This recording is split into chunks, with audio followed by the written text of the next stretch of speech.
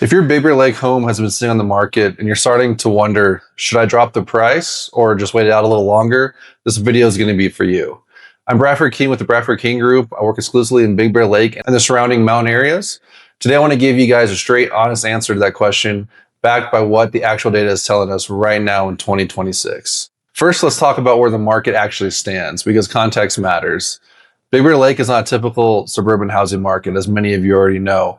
Buyers up here are second home buyers, short-term rental investors, Southern California families just looking for a mountain escape.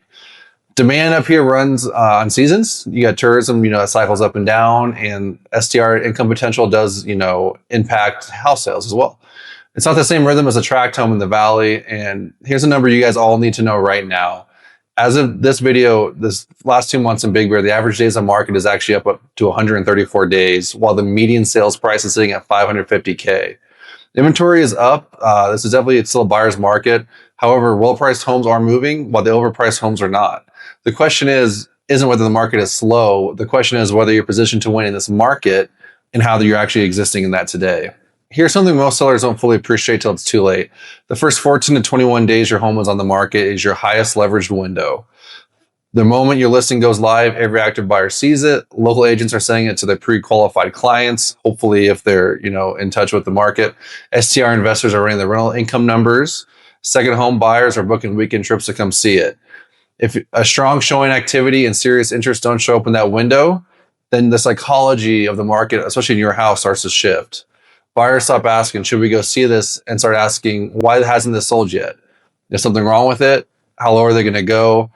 In a resort market like up here in Big Bear, momentum is everything. Once a listing picks up that stale perception, it's generally hard to recover without making a move. So if you're past 3 or 4 weeks without any meaningful activity, the market has already started speaking. The question is, are you listening? I know a lot of sellers believe that patience is strength, and I get it. You don't want to look desperate. You don't want to feel like you're leaving money on the table.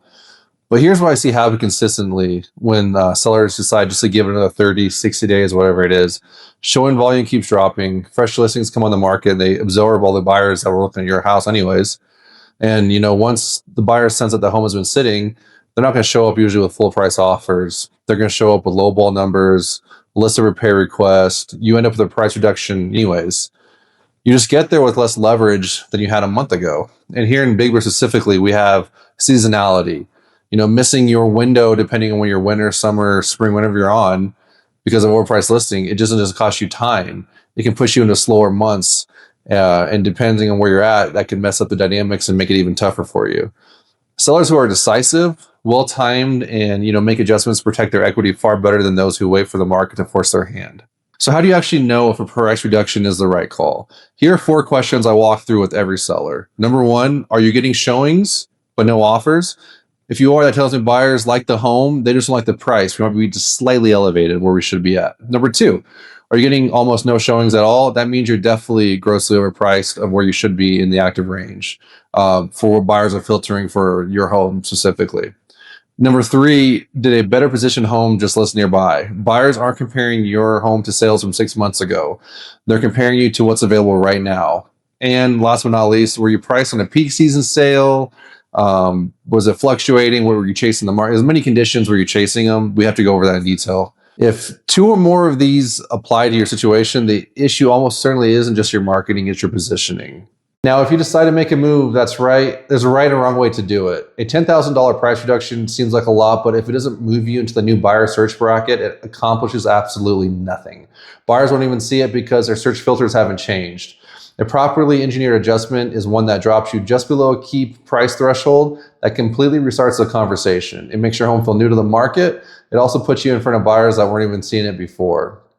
Also, you pair that with some fresh marketing, some updated photos, update the listing ad copy. This can generate urgency even in buyer's market. The goal isn't to chase the market down. The goal is to get ahead of it, 1 step at a time and create that competition again and be decisive. This is just an overview of pricing your home and doing reductions when you need to. If you have a home specifically or you have questions you want to ask me directly, we can go over it more in detail. Feel free to reach out to me at brad@bradfordkinggroup.com or shoot my team a text at 909-683-1502. Hope to hear from you guys soon. If you guys are finding this stuff informative, please subscribe and shoot me a message. Peace.